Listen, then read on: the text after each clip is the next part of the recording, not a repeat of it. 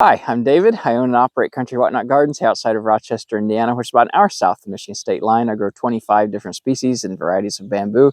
And here behind me is one of those. This is Pleioblastus simonii. And you can see it's top-killed. It top-kills here every year. It's a little bit less cold hardy than some of the others, but it's not rampant. It forms more so of a open clump than large rhizomes that run out into the yard and spread more so like a Phyllostachys, like you would think of it. But this one doesn't spread near as much as a Phyllostachys. It's easy to contain. Now it does top kill, but check out the color. It's not an ugly color. It's a pleasant, warm straw color. Very similar. Let's go over here and check out something we're more familiar with here in the north, which is maiden grass, Miscanthus sinensis. Right there, you can see it's not at all unlike Miscanthus sinensis. In fact, you can kind of see through the Miscanthus a little bit over there. And if you look over here at Pleioblastus simonii, you can see it is retaining more leaves than the Miscanthus probably because its leaves haven't been froze nearly as long. Now, Miscanthus, its leaves turn tan like that right after the first frost or hard freeze in the fall. Now, this, on the other hand, was still green up into the first part of January. It looked really good. It did not top kill until we got that negative 8.86 degrees Fahrenheit back in mid-January. So I cannot complain at all. And you still can't really see it. It will be dropping leaves. You can see on the ground here we have some. And then you will, of course, be able to see through it, but not like all winter with the Miscanthus. And it's the same warm straw yellow tan color, which is nice in the landscape. And of course, when you get snow in the winter, the snow collects on these leaves and adds winter interest that way too. So it's a pretty nice plant. And if you wanted to, you could cut down this old growth before the new shoots start up here before too long. But it's not necessary. New shoots will come right up through the old growth, because again, these leaves will be dropping before the shoots start. You can see they already kind of just pull right off. But it's a nice bamboo. It's mid-size.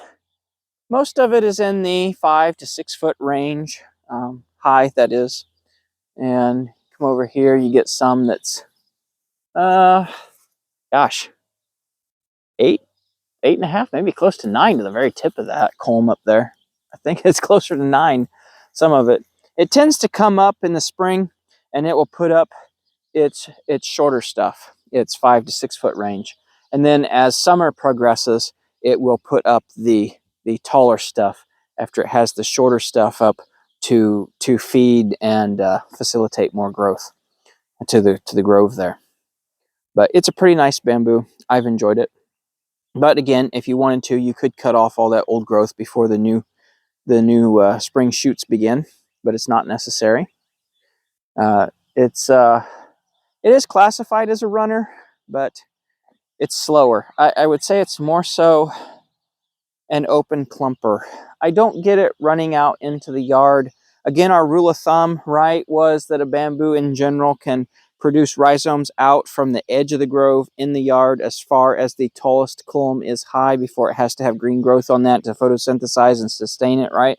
I found that this one is an exception, maybe for the better, depending on your growing situation, in that it doesn't tend to come out that far. I get, I don't know, 2-3 feet out on it, maybe. It's not a lot in the spring. The swath where the new shoots come up, that is. I just mow them off whatever I don't want, and that curbs it. It's not a big deal.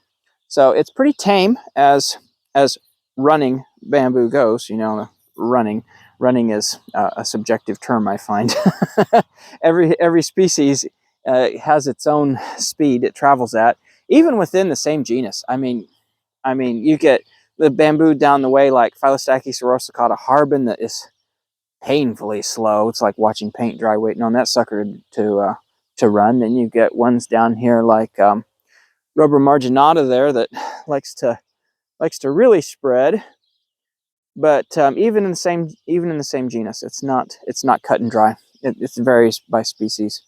But anyway, this Pleioblastus here, Pleioblastus simonii, is a really nice bamboo. I've enjoyed having it in the garden. But anyway, if you liked the video as much as I've liked Pleioblastus simonii here, please give me a like, subscribe, and share. I'd really appreciate it. And thank you for stopping by. I really appreciate it. I always appreciate it. And until next time, take care. Thank you. Bye.